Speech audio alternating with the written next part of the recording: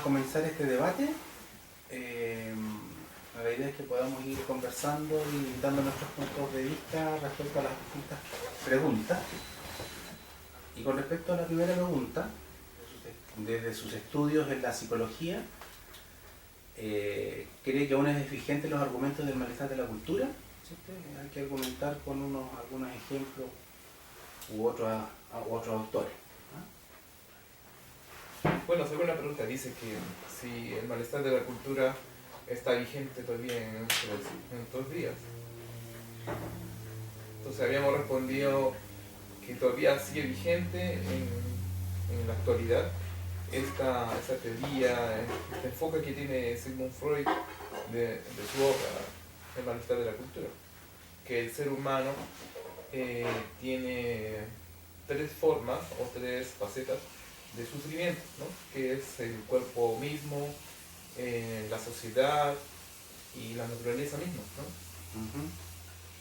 Estos conceptos que él menciona hacen de que el ser humano siempre cae en una crisis casi existencial, ya sea por el desarrollo mismo de las sociedades, ya sea por los adelantos tecnológicos.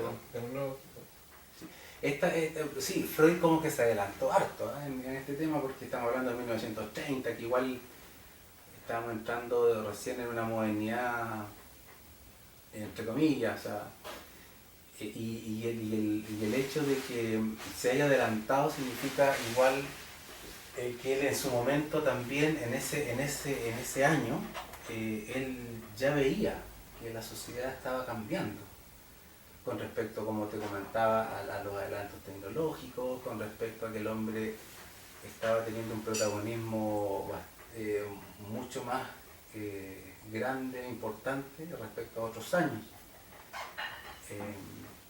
Yo creo que parte un poco de la preocupación del psiquiatra con el hecho de qué es lo que va a pasar más adelante. O sea, él, si bien es cierto, veía el problema actual, pero él lo proyectaba mucho más adelante y decía, bueno, ¿qué es lo que va a pasar? Yo te encuentro toda la razón, Juan, en términos de que a él le preocupaba el hecho de que el hombre se imponía frente a un montón de cosas.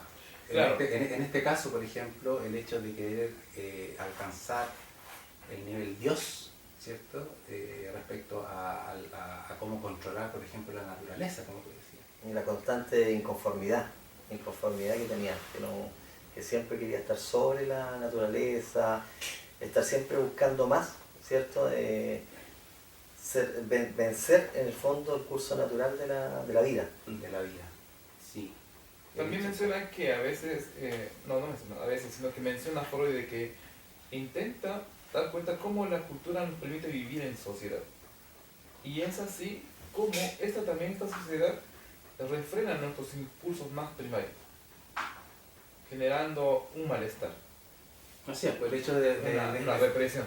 Así es, el hecho de frenar estas pulsiones significa que el ser humano, el individuo cae en una regresión autoimpuesta. Y esa represión, claro, esa represión de no poder, y esta frustración de no poder alcanzar todo lo que él dice o todo lo que él quiere, esa represión enferma. Lo enferma, está viendo un cambio en la sociedad. Lo frustra. Está viendo un cambio en la sociedad. Con el hecho, vuelvo a insistir, con el hecho de alcanzar la supremacía por la naturaleza, el hecho de alcanzar el control del propio cuerpo, ¿cierto? De verse, de buscar la forma quizás de prolongar, ¿cierto?, la vida, y el hecho también de las relaciones sociales. Esta condición de que el hombre le pone o renuncia a su propia libertad y pone esta libertad en manos de otros, ¿cierto?, para poder controlar y administrar, ¿cierto? Eso también trae frustración, eso también trae el hecho de querer ser más libre. Como forma de regular, ¿cierto? Se establecen normas sociales que en el fondo lo van encauzando para vivir en comunidad. Claro, pero a la vez esas mismas normas que se generan en forma consensuada, ¿cierto? Después le restringen en su libertad, pero con tal de alcanzar cierto ese beneficio, pone ese derecho a la libertad en manos de otros. Se somete a esas normas autoimpuestas, consensuadas, pero deja ese trabajo a otro, pero es que tiene que someterse. Ahora eso genera estrés porque son limitantes para su vivir diario. Este estrés que nace primero y esta libertad que nace primero en la familia, o sea, el hecho de que si tú estás en tu familia, en tu núcleo familiar, tú puedes quizás tener algunas libertades, tener algunas concesiones, quizás permitirte algunas cosas, pero dentro de tu núcleo, o sea, dentro de un espacio restringido. Este querer hacer, quizás, de ese espacio restringido, hacerlo ya a nivel más macro, ¿cierto? Estamos hablando de una sociedad y todo, ahí es donde se produce el choque con la cultura. Claro, que ya no puede dar rienda suelta a sus pulsiones, sino que no, ya tiene que someterse justamente a las reglas que le impone la sociedad.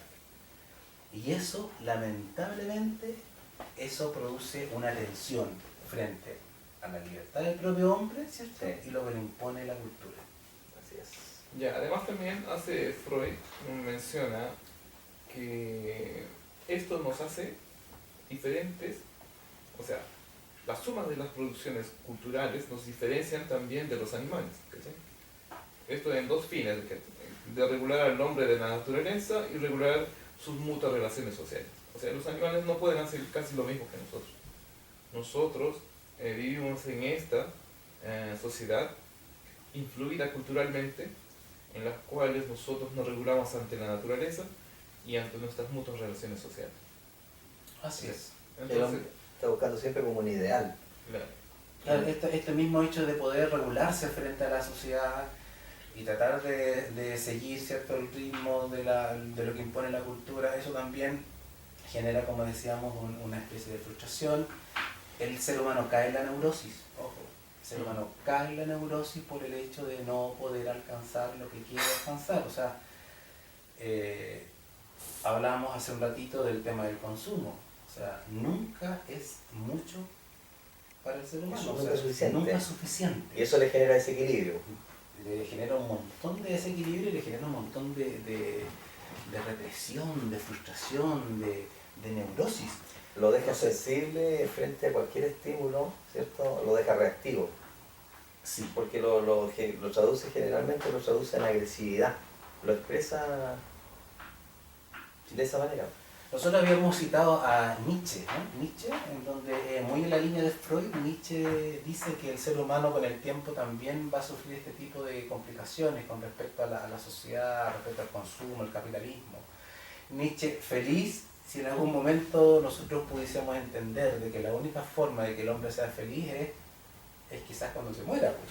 O sea, en el fondo es eso, o sea, el hombre va a quedar en paz con todo una vez que se muera. Entonces, tan descabellada no me parece la idea, sino que en el fondo es solamente ver ahora lo que está pasando con el tema pandemia, con el tema de la falta de empleo, con el tema del encierro, en donde el ser humano se está viendo, está ejercitando un poco este tema de poder replantearse, ¿cierto?, la forma de vida. O sea, vimos de que ya hay empleos en donde se ocupaban grandes infraestructuras, donde se perfilaba, ¿cierto?, una forma de trabajo, una rutina totalmente distinta al resto. O sea, sí.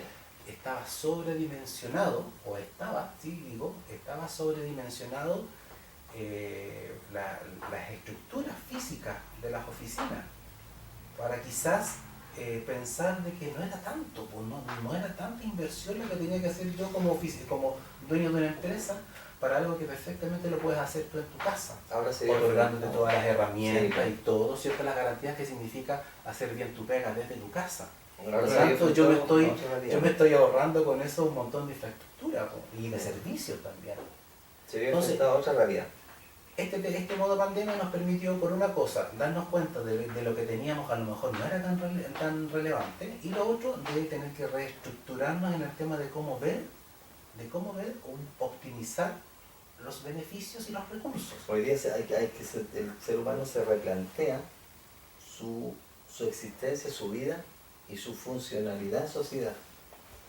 Porque frente a esto, por ejemplo, el fenómeno pandemia, el ser humano tiene que, con lo que dices tú, suponte tú, ya la comunicación online, dejó al descubierto realidades, dejó al descubierto condiciones sociales, ¿cierto? Inadecuadas, hay segmentos que no tienen los medios para conectarse. Entonces, y también por otro lado, se vio que, por ejemplo, el trabajo, ya como dice Cristian, ya no tiene que ser presencial, sino muchas veces se puede trabajar desde la casa, se mantiene la funcionalidad, pero esto nos enmarca dentro de una metamorfosis. Todos tenemos que cambiar la manera de pensar, la manera de funcionar, y este es un cambio que ya no, yo pienso que no tiene vuelta atrás, porque ya esto se ve. ¿A qué se refiere cuando habla Freud sobre la caducidad del cuerpo? Cuando habla de la muerte, o sea, en el fondo el hombre batalla, siempre está batallando, quiere ganarle a la naturaleza, quiere tener, ahí cuando habla de la supremacía, ¿cierto? La gente quiere alargar más la vida, la sociedad va imponiendo algunas suponte, por decirte, tú si tienes que ir a algún lugar, para llegar al trabajo tienes que vestirte bien, te obliga a que tienes que manejar un horario, tener un aspecto, tener cierta educación. ¿No es cierto cuando la caducidad del cuerpo llega a un límite, no es para siempre perecer? Yo creo que se ve y se ataca más que todo en la parte del disfrute. O sea, el cuerpo es cuerpo en la medida de que yo le dé un fin. O sea, es un cuerpo, el cuerpo en sí es una estructura biológica, ¿no? Pero también yo creo que lo que el autor dice, Freud dice, de que en el fondo el ser humano no puede ir en contra de eso. Sí. Si bien es cierto, el ser humano va a buscar por todas, de cualquier manera va a buscar el llegar a un fin, que es el disfrutar, ¿no? No estamos hablando de las pulsiones libidinales, que también está dentro, se enmarca también dentro de lo que Freud dice en otras lecturas, pero más que todo quiere decir un poco en el tema de que lo que yo hago, o lo que yo vaya descubriendo, lo que yo descubra más adelante, lo que yo invente más adelante, por ejemplo la tecnología y un montón de cosas, vaya ganando terreno en lo que es la naturaleza, el campo, qué sé yo, va a ir en son de buscar siempre satisfacer al cuerpo en términos de disfrutar. Claro. Y ahí donde dice que se entrecruzan los intereses, ¿sabes? Claro. Que son las normas sociales que te rigen, todo lo que te va limitando. El ser humano siempre, por naturaleza, por esencia, quiere transgredir esos límites, pero se encuentra con las normas, se encuentra con las mismas condiciones que se autoimpuso. Y se encuentra con la naturaleza, en donde lamentablemente el cuerpo en algún momento se desgasta y se muere. Y frente a eso, esa es la realidad, esa es la frustración que nada que hacer. La segunda pregunta dice, si el sujeto, hombre o mujer, se encuentra atrapado entre las pulsaciones de lo erótico, aquello que desea pero no puede poseer, y las restricciones culturales, sociales, ¿cierto?, del deber ser, ¿qué tipo de sujeto vive en una sociedad actual y qué propondría usted como estudiante de psicología para ayudar a formar a un ser autónomo? Ya habla que el sujeto actual es inmediatista, quiere resultados rápidos, quiere obtener logros en forma muy dinámica, y el ser humano tiene como una predisposición, ¿cierto?, instintiva de aniquilación. De ir rápido, ganando muy rápido espacio, pero se tropieza con la cultura, se tropieza con ciertos estos márgenes que lo van bloqueando en sus intenciones. Claro, esta disposición que tú dices de inmediatez, de egocentrismo también, muchas veces, de narcisismo, que es innata en el ser humano, busca siempre como desequilibrar. O sea, en el fondo, esta satisfacción de las pulsiones en el fondo es un dolor de cabeza para el tema de la cultura.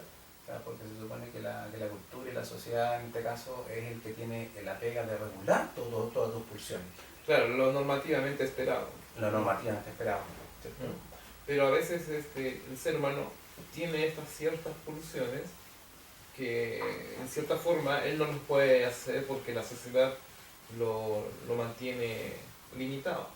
No. En caso fuese de que no existiera eso, si fuese una sociedad totalmente permisiva, no hubiese el significado de Estado, en el cual él se ve regido por una norma, una política, haría lo que quisiera.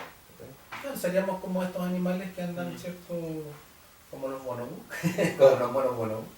como nosotros como estudiantes de psicología, ¿cuál sería la sugerencia para sobrellevar este tipo de esta situación? ¿Cuál sería? Sería Tú indicaste los espacios, algo de los espacios hace un rato. Generar estos espacios. sí, pues tiene que ser espacio reflexivo, donde el ser humano se dé momentos para en el fondo saber quién es, dónde está, cómo se están generando las condiciones y cómo actuar frente a esta realidad. Sí, pues si lo traspasamos, por ejemplo, una corriente, el humanismo claramente, por ejemplo, dice de que es el ser humano el que tiene las herramientas para solucionar sus propios problemas. En donde quizás, como tú dices, estos espacios reflexivos le van a ayudar a primero a darse cuenta por lo que está pasando, por lo que está sufriendo, y a su vez, Que lo llena a la autovaloración, a su autoestima. así es, que le genere la conciencia de que lamentablemente no vive solo, que le encantaría hacer lo que quisiera, pero hay mucha gente detrás también y que necesita que esa persona se regule. Yo no puedo ir por la vida dando combos porque siento que todo el mundo me odia, sino que en el fondo reflexionar y decir, bueno, ¿por qué está pasando esto en mí? Tiene que haber equilibrio entre el bienestar y la realidad. O sea, buscar su bienestar, orientarlo hacia allá, pero siempre teniendo en vista la realidad existente de acuerdo a cada segmento. Claro, la sociedad también buscará entender cómo es que el amor puede estar en la sociedad envuelta, pero a veces puede derivarse entre acciones libidinales entre sus miembros. Por ejemplo, pueden haber tendencias agresivas, tendencias Avasallador. avasalladoras para otras personas. Esto ya lo habíamos visto ya, ¿no? Sí, en algún momento el José también lo tomó como que toda esta inmediatez que busca el ser humano, que busca el individuo en la sociedad, que todo sea rápido, satisfactorio y que busque este placer constante. El José indicó hace un ratito también el hecho de que la sociedad está muy susceptible a la agresividad. Claro, frente a cualquier estímulo está muy reactiva. Muy reactiva. O sea, en la actualidad la persona está muy fácil, la masa está muy fácil de detonar. Detona con cualquier cosa, es muy manipulable. Si hablamos en términos comunicacionales, la televisión de repente le puede hacer una oferta y la gente se desplaza en masa porque van para allá, o sea, no se dan el tiempo a pensar, esa inmediatez no los deja pensar, reflexionar y pisar bien el suelo, saber la realidad que está viviendo, rápidamente quiere obtener un logro. Y esto ampliamente respaldado por los efectos, por estos cuadros de ansiedad que se van detonando en el ser humano justamente por el hecho de no poder alcanzar todo lo que vimos en la primera pregunta, ¿cierto? Claro, se ha visto también unas distorsiones en la sociedad, por ejemplo, el estallido social, la pandemia, uno, por ejemplo, que quiere salir, está normado a no salir, pero tiene esa pulsión de querer salir sin permiso y no respeta las normas. Así es. Hay un tema también que el ser humano es el tema de que está muy reactivo, es porque en realidad está sobreinformado, hay un exceso de información. Así es. Hay un exceso de información que lo tiene superado. Lo tiene superado, entonces tensionado. Entonces, en la actualidad es muy poco el tiempo que tiene a pensar el ciudadano, entonces solamente responde a estímulos mayoritariamente externos y pasionales. Claro. Realmente está actuando desde la pasión. Sí, yo creo que una de las cosas que lleva este exceso de información es precisamente el hecho de que la persona se sienta con el derecho a cuestionarlo todo. Desde la profesión misma, tú que eres enfermero, desde la profesión misma hasta cualquier tema, debate, pero lamentablemente ese tema tiene que ver también con un cuento de preparación. Aquí aludo al tema de la educación como un pilar fundamental para el desarrollo digo, de una persona consciente, capaz de generar una conducta, capaz de ser de dar una respuesta o bien tener un modo, un punto de vista distinto, pero siempre en el marco de respeto, ¿cierto?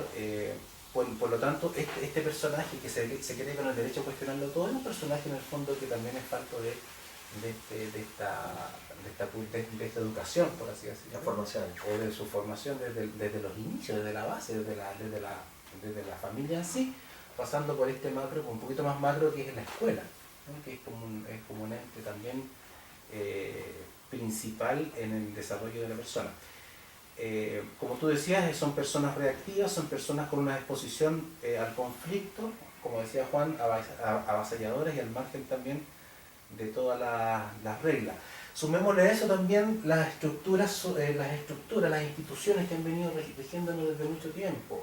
Hablemos de la iglesia, hablemos de que la iglesia, dentro de toda la, entre comillas, bondad que ha querido, ¿cierto?, implantar en la sociedad, ha también caído en algunos errores. Esos errores también habla de la alienación digo, de las personas, en donde este pensamiento de la iglesia ha calado tan profundo en algunas personas que creen de que solamente es la única salida para lo que estamos viviendo. Ahí habla de la sublimación. Habla de la Sublimación como catalizador de impulsos impulso, libidinales. justamente. Y ahí habla como que el ser humano tiene que desviar esas pulsiones hacia otro foco. Entonces, en sí, ¿qué tipo de ser humano tenemos en esta sociedad? ¿Ese que está reprimido? Primero, sí, de todas maneras tenemos a un ser humano que está reprimido. Segundo, un personaje que durante mucho tiempo, durante muchas décadas ha sido alienado, Entonces, ¿cómo lo ayudamos a él a salir de eso? generando los espacios de reflexión, primero, Exactamente. ¿cierto? Generando los espacios de conversación, de reflexión. Yo insistía en una corriente, por ejemplo, la corriente humanista, en donde te dice de que generar estos espacios es tanto beneficioso para el terapeuta como para el cliente o paciente, en donde ni siquiera, donde es impensado cuestionar su forma de vivir y su forma de pensar, sino que más bien que él se dé cuenta de lo que está haciendo, si efectivamente está bien o mal. No hay un tema valórico aquí. Hay que guiarlo para que se descubra a sí mismo y descubra y desarrolle reconozca sus herramientas y trabaje en base a eso. Entonces, así logramos un ser humano autónomo en una sociedad. Un ser humano autónomo y consciente. Bien, estamos en la última patita, vamos a discutir, ver la pregunta 3 y 4. Vamos a comenzar al tiro nomás. La pregunta 3 dice: ¿qué nos enseña Bauman sobre nuestra sociedad chiquilla? Bauman habla de una teoría, la teoría líquida. Él menciona de que antes las sociedades tenían una solidez, o sea, una sociedad sólida con propuestas políticas sólidas, y que ahora con la modernidad que ha ido avanzando, estas sociedades se han estado transformando en sociedades líquidas. O sea, esta modernidad la nombra él como una modernidad líquida porque se transforma, no tiene forma y vaya, es Se adapta. Se adapta.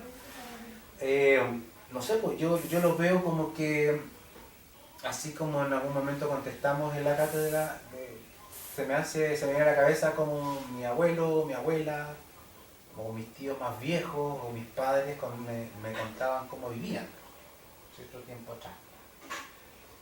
Y el tiempo atrás dista mucho de lo que está pasando hoy, el cómo se vive, ¿cierto? Entendiendo de que nuestros abuelos quizás tenían Otros términos valóricos. otros términos valóricos, otra forma de llevar, digamos, el progreso, eran más prudentes. Justamente eso que tus papás te acaban de decir, era la sociedad que antes se nombraba como una sociedad totalmente moderna, sólida. Así es. Pero ahora en la actualidad vivimos en un cambio constante y la cual nos genera angustia. Por eso se le llama una sociedad líquida, porque está en un constante cambio. Claro. ¿Por qué? Porque esto está de acuerdo a la modernidad. De acuerdo al desarrollo económico, de acuerdo a las modernidades de las sociedades, la sociedad se va transformando en algo... Tiene que irse adaptando. No, Adaptando a la se nueva. adapta, pero es como una sociedad líquida. Entonces, como es totalmente moldeable, es en forma cambiante, a ti te causa frustración. ¿Sí? No solo a ti, porque tú decías, pero antes era así. Pero en mis tiempos era así. En tus tiempos, pues dicen. Pero en tus tiempos era así porque era sólido. Habían políticas concretas. Bueno, el concepto de familia era súper marcado. El concepto de familia, como les contaba en el video anterior, como laicos, ¿cierto? Era como que aquí en la familia tenemos reglas y normas que ojalá las pudiéramos sacar de acá y ponerlas en la sociedad. La podemos hacer, pero lamentablemente en la sociedad nos va a marcar con algunas reglas que eso es imposible. Pero antiguamente se veía mucho este tema como de la maternidad, del hecho del respeto mutuo, la tolerancia, así es. los acuerdos. El término público era respetado, era respetado, a pesar de que la gente de repente pensara, y se ve mucho ahora, pensara de que quizás el Estado no les daba toda la seguridad, que el Estado no les daba o no les otorgaba todos los beneficios, ¿cierto?, que le correspondían por el hecho de vivir bajo un mismo país, bajo una misma administración. A pesar de eso, los viejos antiguamente vivían tranquilos, desde nuestra visión, vivían tranquilos, paso a paso con la modernidad, Eso con fue todo lo que cambiar. pasaba, Eso vino a cambiar. se La formaba el segunda capitalismo, que lamentablemente ahora nosotros en nuestros tiempos lo estamos viendo así como una amenaza, pero ellos ya estaban, ¿cierto?, ya estaban sumidos en eso. Solamente les tocaba asumir de que era una sociedad que estaba en vías de desarrollo, entre comillas, pero también estaba este tema capitalista de que iba a ser, ¿cierto?, si no es cierto, algo novedoso, y quizás va a permitir un poco más de desarrollo, pero a la postre, a la larga, va a ser un cáncer. Eso vino a surgir en la segunda mitad del siglo XX. En la segunda mitad del siglo XX, correcto.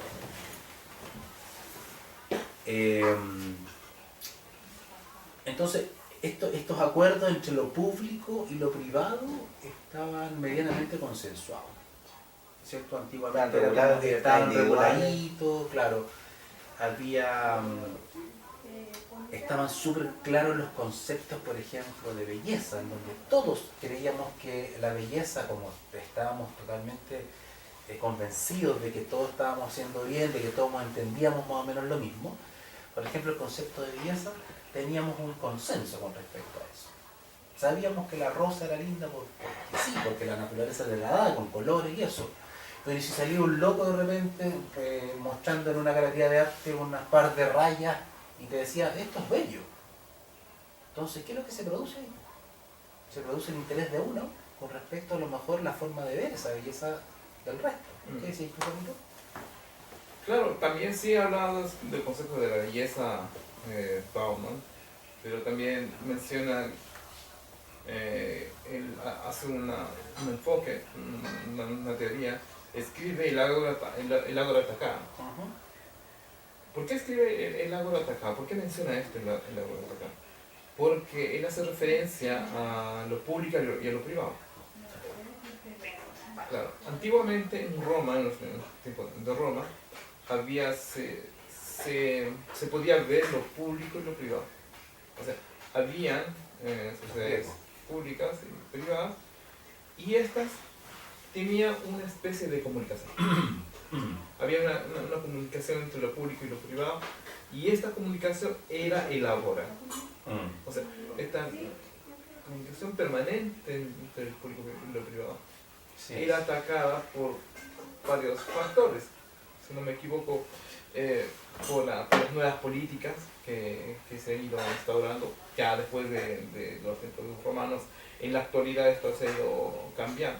Sí, tengo que hacer una salvedad, que es en la antigua Grecia, no en los romanos. En la antigua Grecia el ágora era este espacio, digamos, físico en donde se juntaban los públicos y Claro, los una privados. concepción de los romanos.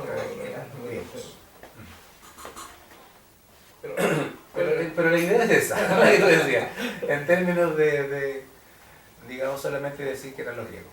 Pero te sigo la idea. Te sigo la idea. Y esto fue cambiando ¿por qué?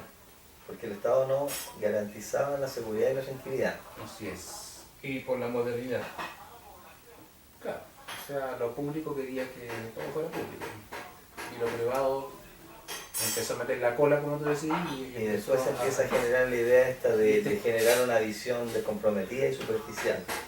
Claro. Esa es la idea que se impone después, así con es. posterioridad a eso. Donde el sujeto no se involucra en las decisiones, ¿cierto? Las opiniones son relegadas a tercer plano, ¿cierto? Claro, claro, esto fue un cúmulo de frustraciones y descontentos que al final hicieron de que esta estructura, ¿cierto?, se fuera tensando con el tiempo. Y lo vemos ahora en nuestros tiempos que está más tensa todavía. En todo caso, yo volviendo al tiempo de los abuelos y de los papás, era impensado, por ejemplo, que lo privado entrara ahí a meter la cola. Era impensado, o sea, a pesar de que lo público, ¿cierto?, el Estado debiera garantizar, ¿cierto?, salud, vivienda y un montón de otras cosas, no se hacía. Entonces, antiguamente, como se estaba formando esta sociedad o como estaba evolucionando, ellos pensaban solamente el hecho de que el Estado no me está dando cosas, ¿cierto? No me está dando esta seguridad que necesito.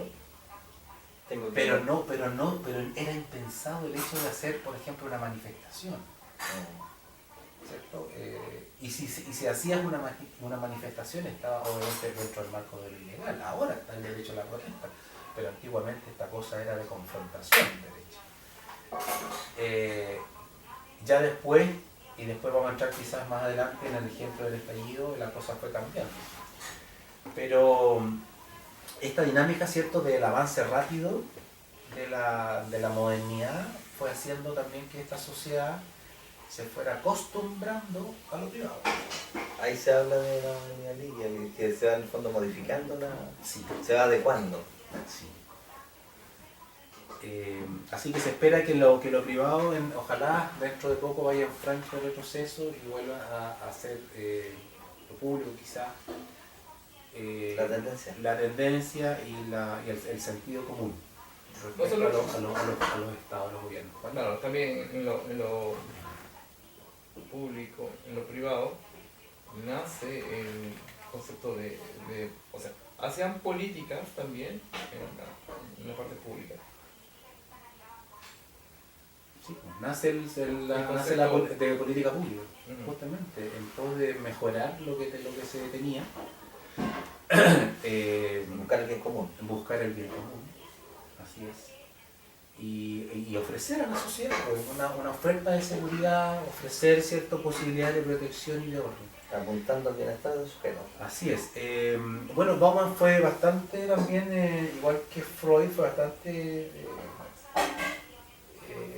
revolucionario en la forma de que pensó esto. Visionario, ¿cierto? En donde generó cierta esta crisis, vio de que había una crisis de confianza por parte de la sociedad hacia el Estado benefactor, entre comillas, ¿cierto? Y esa desconfianza generó también, al igual que lo propone Freud, también una serie de frustraciones en la persona. La crisis de las confianzas. La desconfianza en la figura pública, ¿cierto? A lo que antiguamente era impensado, intocable, ahora la figura pública empezó a ser cuestionada. Claro, y ahora viene el ejemplo en el fondo de qué es lo que pasó el 19 de octubre del 2019. El tema del descontento de la gente se manifestó en protestas, se manifestó en violencia, se manifestó, por un lado, en la organización social, en donde nos juntamos tú y yo, que no nos conocemos, pero tenemos una forma de ver o tenemos una necesidad en común. Salimos a la calle. No fueron solo los 30 pesos. Así reza el verso. Y salimos a la calle con el fin último de que esto pueda cambiar. Primero hacer patente la molestia. ¿Sí? Y la molestia de esta cuestión fue transversal, desde la dehesa hasta Cerro Navia. Fue algo pero maravilloso porque unió en ese sentido a toda la sociedad. ¿Cierto? Primero fue eso, manifestar la molestia. Después fue el hecho de que obligáramos y doblegáramos la mano al Estado con respecto a toda la problemática que se venía arrastrando, tema como tú decís de la FP, del registro social de hogares, que porque a este le toca 100 lucas o 500 lucas de bono y a mí no, si yo tengo, a lo mejor no estoy trabajando, no encuentro pega. Pero no había presión. Entonces, todas esas frustraciones van generando que la gente salga a la calle y pida y exija Reclama lo que sus derechos. corresponde. A lo que se comprometió el Estado. En 24 horas más tenemos tremenda fiesta cívica, ¿cierto? En donde ahí podemos plasmar o poner una vez más en manos de otros nuestra confianza. Así es. Y ahí uno puede cambiar esta constitución. De hecho, ya dieron el permiso, la podemos cambiar, pero vamos a ver cómo se va a redactar con respecto a nuestras propias necesidades. Si va a seguir existiendo o no la FP, si va a seguir existiendo esa posibilidad que tiene Juanita a lo mejor en el futuro de recibir ese bono, si la educación va a ser igual para todos, si nosotros que estamos pagando un CAE, el José y yo, vamos a tener la posibilidad de repente de no pagarlo, o que nos reconozcan esa deuda. Claro. Y no pagarlo, o a lo mejor pagar de acuerdo a nuestras posibilidades, así como te dan un bono de 500 lucas y tenés que pagarlo a lo que quieras, durante todos los años que quieras. ¿Me entiendes? Pero, por ejemplo, el hecho de tener casa a nosotros nos imposibilita de tener casa. Así es. Y un montón de cosas, un montón de créditos, de repente si necesitamos hacer algunos arreglos y eso. Entonces todas esas cosas va a pasar y Bauman creo que también fue bastante crítico respecto a eso. Y entonces en términos prácticos, entendiendo este aparato que nos gobierna, ¿qué es lo que podemos decir? Hay que hacer presente la disconformidad, ¿cierto? Y la única manera de reclamar los derechos. Bueno, ese es un resultado de los gobiernos que no han dado el ancho. No han dado el ancho a las poblaciones. No solo se ve aquí en Chile, esto se magnifica en toda Sudamérica, parte en Francia también se puede ver lo mismo. Perú y Colombia. Claro, leí allá, acá en Sudamérica se ven en distintos lugares o ámbitos políticos, crisis sociales en las cuales se puede ver demostrado la exigencia de la sociedad, que también han hecho retroceder decisiones gubernamentales como aparato estatal. ¿Por qué? Porque ahí está instalado el modelo neoliberal que tiene para acá Sudamérica. Así es, el capitalismo y el consumismo están enquistados dentro de lo que es América Latina en este caso. Acuérdense lo que nos decía el otro profesor Pérez, en donde América Latina era visto como el patio productivo. Claro. De que salían todos los recursos primarios, recursos de todo, y ahora a Estados Unidos, y a nosotros dejamos, ¿no es cierto?, sin recursos y más encima pobres. Entonces es vital que la sociedad confíe en sus instituciones. A eso se quiere llegar. Eso es lo que propone Bauman. Sí. De que se vuelva a confiar en las instituciones, en donde el Estado perciba esa información y esa molestia y pueda generar un cambio. Por eso ha generado el estado de alerta de parte de la sociedad. Estar atento a los cambios. Así es. Porque hay más información y eso también genera reacción. Sí, pues, y genera también que la gente, que la ciudadanía también viva en un constante descontento, desconfianza, desilusión. Más adelante vamos a tocar el tema de la desesperanza. que nos mantengamos siempre en alerta. ¿Y por qué tenemos que estar alerta siempre, así como saltones? ¿Qué es lo que va a pasar? Oye, cambiaron esta ley, ¿qué nos va a perjudicar? O si salgo a la calle a protestar, ¿qué es lo que me van a hacer? O sea, vivir Estabilidad. vivir tranquilo, vivir inestable no te genera más sufrimiento, dice Manuel. Más sufrimiento y más dolor. Entonces, por ende también te produce un desequilibrio emocional. Vamos a la otra pregunta, que tiene que ver con la pregunta 4. En una sociedad de la totalidad entendida como aquello que lo encuadra todo, como ejemplo el mercado, la precariedad o la búsqueda de placer, ¿cuáles son a su juicio como estudiante de psicología la dificultad de vivir en desesperanza? Entonces cuando el sujeto no se siente protegido por el Estado, no se siente que es parte de la... se siente muy vulnerable. Llega el minuto que está tan bloqueado que cae la desesperanza, que ya como que no tiene ganas de seguir adelante, no teniendo la confianza en las estructuras gubernamentales. Todo eso lo va premiando, lo deja desnudo frente a la modernidad, con todo lo que está pasando. Eso responde un poco a lo que es en donde una sociedad que lo enmarca todo dentro de lo que es el capitalismo, el mercado, las leyes, o sea, en el forma toma decisiones por ti, ¿cierto? Eso genera lo que tú estás diciendo. Y así el sujeto asume el desencanto de ese valor. Por lo tanto, el sujeto también va en búsqueda del placer, del constante placer. Y lo puede hacer. Esa es la pregunta. ¿Podemos de repente llegar y salir y satisfacer todas nuestras necesidades desde ese punto de vista del placer? Eso es lo que va conflictuando. Ese es el problema, que el sujeto tiene expectativas muy altas, muchas veces, que son expectativas que le generan las propias condiciones que le pone la sociedad. Y frente a esto, le genera condiciones de estrés, ¿cierto? Que siempre está en un continuo individualismo muchas veces, ¿cierto? Donde se niega a sí mismo, niega al otro. Ahora, el Estado igual te plantea el hecho de que, o trata de justificarse con el hecho de ser benefactor y te va, así como decía Juanito, te va a brindar algunos beneficios, pero para otros sí, a otros no. Entonces, esos que no tocan, esos que siempre están supeditados a la pobreza, La precariedad social. esos que siempre son alienados, esos que están alienados, esos que están señalados como lamentablemente Estancados. pobres y más pobres entre los pobres, esa gente, de ahí nace el concepto de desesperanza. Claro, es esa misma gente la que actualmente vive en esta sociedad. Bueno, en una sociedad encuadrada en esta situación mercantil y precariedad. Es este sujeto en el cual trata de sobresalir, sobrevivir en este medio de desesperanza. Una desesperanza creada por la modernidad. O sea, Sigmund Freud y Bauman hacen una relación.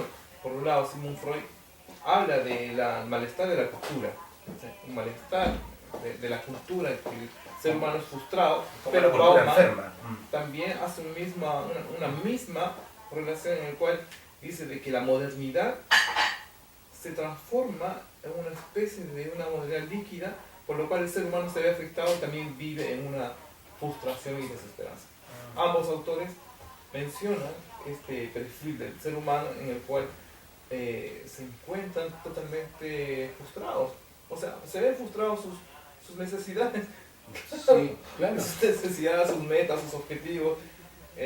Algunos quieren hacer lo que quieren, pero no pueden, porque viven en una sociedad totalmente normal. Claro que sí, pues esa Puede dificultad ser chiste, pero Como es estudiante de psicología. Claro. ¿Cuál sería tu propuesta, Juanito? como psicólogo, Como psicólogo. abordar estos temas de cada individuo desde un espacio público. Reflexivo. Por ejemplo, empezar desde un espacio público como sería un consultorio. Es un espacio público de salud y ahí poder abordar la problemática de estas sociedades envueltas. Buscando equidad, ¿cierto? Colaboración. ¿Y usted, señor José Luis, cómo abordaría esto? A Así, pienso generando espacio reflexivo, ¿cierto? Reencantando a la sociedad, que vuelva a creer en sus líderes, A entregarle herramientas. a entregarle herramientas, ¿cierto? Y, ¿No será mejor elegir mejores líderes? eso se va a dar con el tiempo, yo pienso, pero llevarlo como nosotros, como estudiantes de psicología y como futuros psicólogos, llevarlo a espacios reflexivos, ¿cierto? Para que el ciudadano se conozca a sí mismo, que vea bien dónde está, de acuerdo a su realidad, se desarrolle. Sí, porque promueve el No genere respeto expectativas tan altas que lo desenfoquen, sino que de acuerdo que vaya creciendo de acuerdo a su realidad. Y eso es lo que nos corresponde a nosotros, la salud mental. Así es, que promueve el respeto mutuo, la honestidad, esta relación, ¿cierto?, con el otro. Hay un concepto que es la ética social. La ética social, igual, la ética, o sea, como palabra, abarca mucho. O sea, es como un constructo, tiene muchas cosas que hacen que aparezca este concepto. El funcionamiento dentro de la ética. Porque te está normando derechamente, así como nos norma a nosotros como psicólogos, hay una ética profesional que lo que tenemos que hacer dentro de lo que es la... Hay dos conceptos que tiende a la gente a confundir, que es ética y moral, ¿no? La ética es lo bueno y lo malo, ¿cierto? Claro. Y la moral tiene que ver con más que todo con la cosa de la bondad, del amor, de la moral, de lo correcto, de lo correcto, lo incorrecto, de lo bueno y lo malo en el fondo, sino que, perdón, lo bueno y lo malo, y aquí tiene que ser por lo correcto y lo incorrecto, el tema de la ética. Entonces, siendo honestos, ¿cierto? Porque si en el fondo, si nosotros nos mentimos, o le mentimos al otro, o si no somos consecuentes con el otro no va a cachar, digamos, la información, va a ser deshonesto contigo, va a haber, ¿cierto?, esta cosa del pimponeo, y lo más grave de todo es que va a ser deshonesto con él mismo. Por lo tanto, todo lo que haga de ahí para adelante esa persona va a ser en son de que bajo un engaño. O sea, voy a hacer esto como tratando de buscar de hacerlo bien, pero en el fondo hay un trasfondo que está malo. Por ejemplo, me voy a ingresar a saber de que hay algo que puede ser provechoso para mí, pero que está malo, que está malo de fondo. Por ejemplo, voy a meterme al registro social de hogares y voy a tratar de camuflar un poco la información para que me llegue más beneficio. Disfrazar la realidad. Disfrazar la realidad. Qué feo. O sea, eso es qué feo. ser deshonesto. Qué feo, qué Con feo. uno mismo y con la sociedad. Claro, entonces esa es la dificultad que vive el... Pero eso responde, perdón Juanito, eso responde también un poco al estado o a la forma que tiene el ser humano animal, racional, irracional y natural, Y ese porque lo que uno busca siempre ese va a ser un fenómeno que satisfacer se viene tu dando, propia necesidad. de latinoamericana, desde el Perú Desde hacia el acá, desde el Cusco Desde el Cusco para acá, desde el Cusco para acá se viene dando este tema inmoral. O sea, hablamos de inmoralidad, moralidad, pero en sí, en síntesis, ¿cuáles son las dificultades que tiene el ser en esta sociedad? Vive en esa desesperanza. Yo encuentro que, por ejemplo, son estas medidas políticas en las cuales les da a la población, para las cuales no les llegan beneficios, son un poco la desigualdad, la pobreza, la salud. Una forma de... O sea, viven en una situación de Así es. desesperanza. Yo creo que Esa es la dificultad que yo siento. como pega, y volviendo a la pregunta, entiendo muy bien por dónde va a ir, pero un poco la pregunta que hiciste tú con respecto a, bueno, como psicólogo, ¿qué hacemos? En el fondo? Primero, aportar a ese ser humano que está desesperanzado un poquito más de herramientas o de posibilidades de que existe, Claro, de que existe una solución al problema. Que no está solo, que no es el único desesperanzado en el fondo, hay un montón de personas que buscan ciertos espacios donde poder primero hablar, sacar, Espacios de sacar reflexión. su frustración, su pena, su rabia, sus emociones, sacarla. Segundo, Eso se hace desde cuando tú te vas y no sé, te metes a un trabajo desde un espacio público y tratas de poder ayudar hacia la sociedad. Con las políticas públicas que hay, no sé si son buenas o malas. Pero desde allí es donde se aborda a todos los caballeros, a toda esta gente que vive en esta desesperanza. Y como están en esta desesperanza, tú como profesional abordas su complejidad y también le ayudas a una orientación y una posibilidad para él. Ah, sí, pero lo más grave dentro de toda esa esperanza es que aparte de vivirla como aprendida, ¿cierto? Como que, voy a ir a la municipalidad a hacer un convenio con la luz. Pero voy a ir, pero yo sé que me van a tirar para atrás. Yo sé, entonces... Parte perdiendo al tiro. Como yo sé, claro, el tiro. Eso, yo creo que más de esa desesperanza aprendida, ¿cierto? Porque también es parte del ambiente y también por las constantes experiencias que puede tener la persona con respecto a los problemas, también es un factor muy delicado de abordar. O sea, no es que yo aborde la desesperanza como tal, sino que también estoy abordando pena, estoy abordando frustración, Sí. estoy abordando un montón de otras cosas que forman esa desesperanza. Entonces, Hay que hacer como un matiz, buscar la estabilidad emocional y a la vez la persona tiene que lograr una estabilidad ¿puedo ver el económica. vaso medio lleno? Sí, lo puedo ver. Lo puedo ver perfectamente. ¿Puedo tener una segunda oportunidad para hacer o para ir de nuevo a la municipalidad? Sí, lo puedo tener. Pero va a ser la forma en que yo la aborde esa segunda oportunidad, como yo vaya convencido de que o me puede resultar o no me puede resultar. ¿Cierto? O sea, súper consciente de eso. Si tú no quieres vivir en esa desesperanza, tú vas a ir con esperanza, pues vas a ir con esa mentalidad de que sí, me va a resultar. Claro, buen Y punto, si no me punto, resulta... Porque tienes una esperanza casi subjetiva. Entonces vas por una desesperanza, pero con una esperanza subjetiva impuesta en la cabeza. Claro. ¿Pero por qué no? ¿Por qué no resulta esto? Por las mismas políticas públicas que se instauran en el Estado. No te facilitan o es que te las complejizan. Así es. La idea de este conversatorio es precisamente, y como a dar conclusión a esto, es que primero tener claro de que existe, en términos psicológicos, existe un Plan Nacional de Salud Mental. Hay un plan que desde el 2017 y está proyectado hasta el 2025, en donde Que hay que se van a inyectar fortalecerlo. recursos. Que hay que fortalecerlo, De ¿cierto? todas maneras, y que las próximas administraciones le tienen que poner ahí. Claro, tiene- plan de salud mental. Está el plan de salud y ya está implementado en los consultorios, que se ha ido frenando con este tema de la pandemia, es otra cosa. Ahí tiene que Pero actuar los tiene que equipos volver. multidisciplinarios. Pero Así es. no contemplaba la situación pandémica. No, para nada. Entonces eso hay como un retroceso. Entonces también hay una pega ahí para el psicólogo, para el asistente social, O sea, para el abre sociólogo. brechas, abre Pero como brechas. somos ciudadanos líquidos y nos tenemos Nos que tenemos que moldear adecuar a y las moldear situaciones, a esta claro. nueva realidad, ¿cierto? Claro. Con ello, tenemos que de alguna manera buscar el bien común, ¿cierto? Y empujar el carro. Empujar el carro para sacar adelante con todos los inconvenientes que tengamos. Independiente de eso, igual tenemos que ayudar al sujeto a orientarlo a salir de ese estado de estancamiento. Sí. Oye, Oye, ¿has por último, hablado algo de los inmigrantes haitianos, de este subterfugio?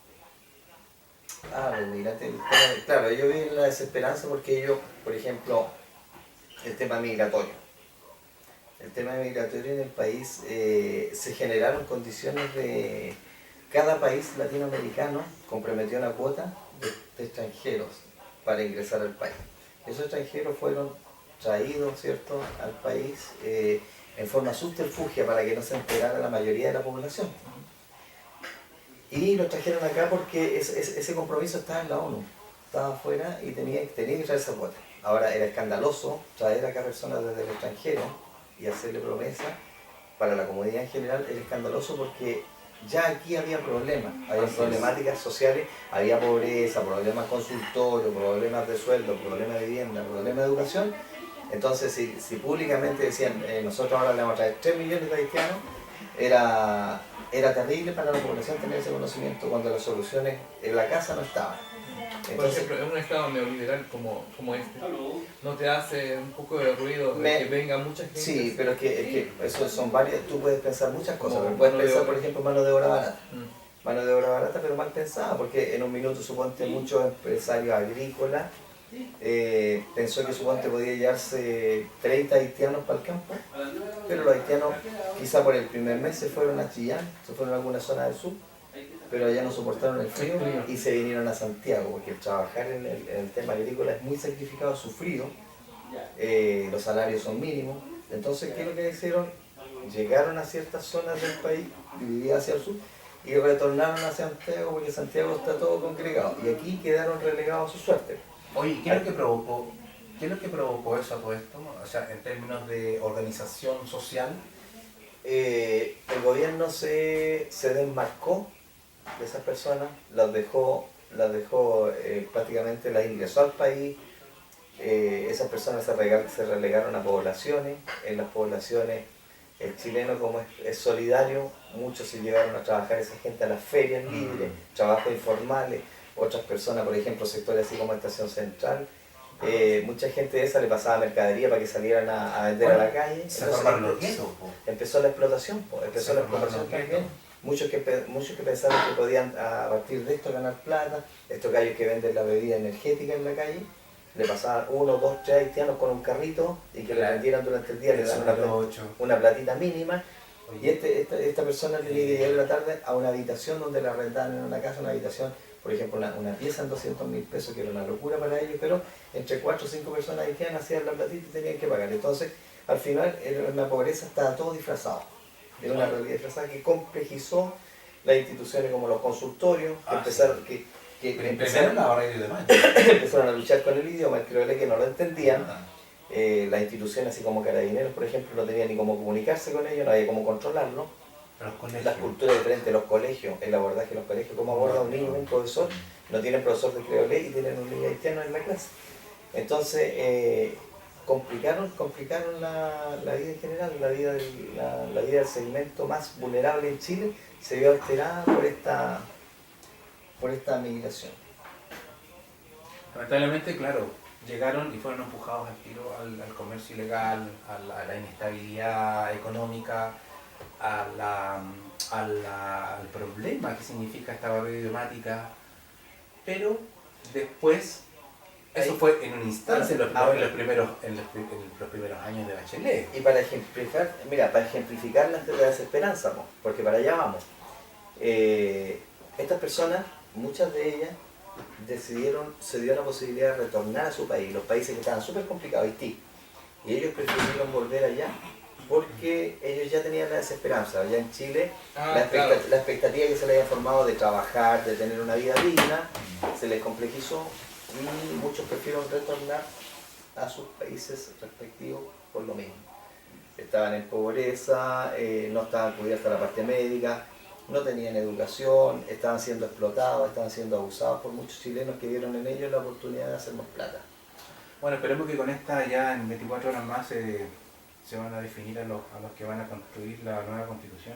Primero, que haya una ley de migración Un poquito más de justicia. un poquito más restrictiva, de justicia, que sea complementaria, que sea buena, contundente, porque así para que nunca más tengamos que, así en forma, como tú dices, subterfugia, un gobierno venga y traiga y les prometa quizás qué cosa, quizás qué cosa les prometieron y les vendieron a estos pobres, Y después quedaron abandonados. de que A su suerte. vengan para acá, lucraron con ellos, la línea aérea lucró, hubieron piratas que también lucraron, y los pusieron acá en un país donde no tenían idea del idioma y en Con la realidad que se han encontrado. llegaron a su suerte solamente. Bueno, y ahora ya está un poquito más estabilizado, ya han tenido, incluso algunos ya tienen su casita propia, yo no sé, ahí van a tener que regular eso porque en lo personal yo no tengo mi casa propia y me ha costado todavía tenerlo. Entonces se genera esa inequidad en donde Y nosotros estamos tratando de sostener a este migrante, Bueno, y Eso. ese es el ejemplo de desesperanza Sí. en un grupo focal de ellos. así Bueno, que eso eso propone Bauman. en su propuesta. Gracias. ¿Estamos, chicos? Gracias. Nos Gracias a vemos. usted, profe.